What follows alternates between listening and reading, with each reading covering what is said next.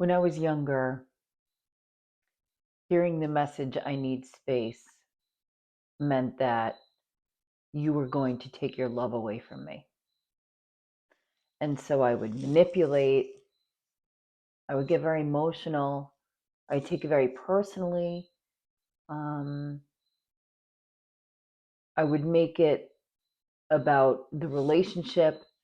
And as I get older and enter into a relationship that's grown for grown-ups, I see that someone saying that they need space is actually such an act of love. I said yesterday, and I absolutely live by the code, that you cannot help anyone else or love anyone else properly unless you are taking care of yourself. Yourself and your relationship to God have to come first, or else there's dysfunction. There's codependency or just plain dependency. And that's not a relationship.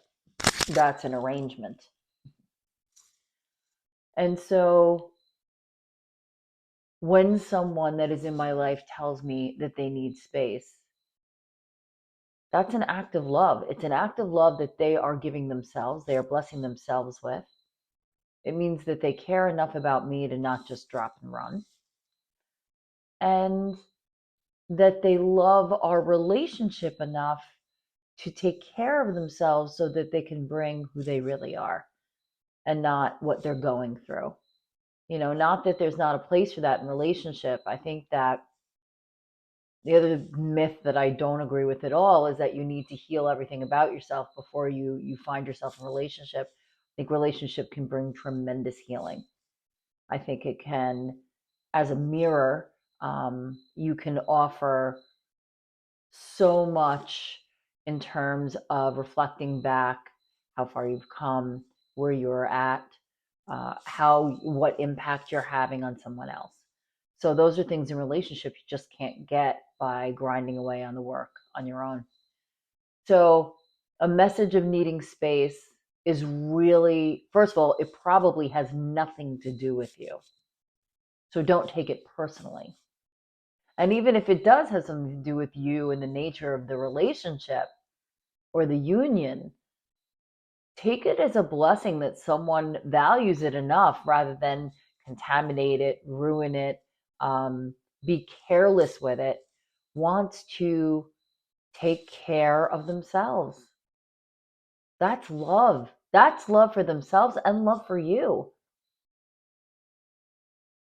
So that's what's come up for me today is the recognition of the love that it takes for us to draw in and take care of us.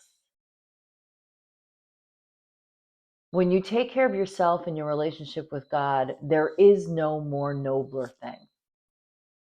Because only in that state can you hope to take any care of anything else in your life. Anything else is white knuckling it. And that's not the truth. So, what I ask you this morning to look at is, what kind of care are you taking of yourself? Now, that's not to say that you should be mushy and indulgent, because I am just coming out of that, and that doesn't work.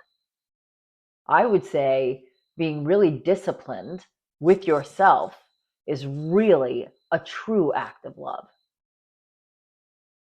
And so is really emotional, tender care of yourself as well.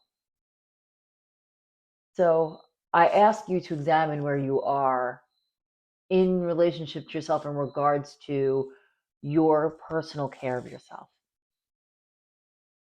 And I will see you tomorrow.